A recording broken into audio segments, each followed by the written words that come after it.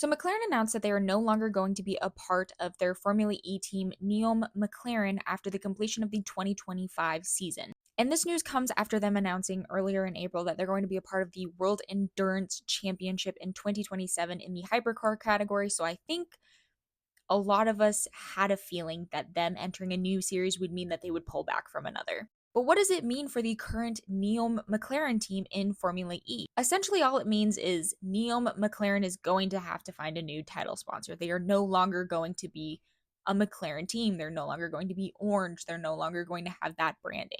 But from the research that I found, it sounds like the NEOM part of NEOM McLaren, which is the Saudi Arabian Public Investment Fund, is technically signed on for another year. So there is a chance that we may still see them on the grid next year. This isn't the first time that we've seen this happen in Formula E. Funnily enough, it happened with this exact team in 2022 when the team was known as Mercedes EQ. And after Mercedes won the driver and team championships in 2022, they got the hell out of Dodge and made room for McLaren. That was a little bit messier though, because Mercedes was a power unit supplier. We're not going to really have that issue with McLaren because they have a Nissan power unit, which they will also have next year. They have one more year of this Nissan power unit.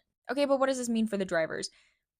Essentially, it's nothing different than if they just didn't have a contract for next year. It's not like these seats are disappearing. There are still going to be the same amount of seats on the grid next year. So they could technically get a contract for these seats on this team next year. It just wouldn't be under the McLaren branding. And as for finding a new investor, it sounds like Ian James, who is the current team principal of Neom McLaren, was the previous team principal of Mercedes EQ. He's had a lot of experience. It sounds like he's been looking for a new investor since the beginning of 2025. So don't freak out if you're a Formula E fan.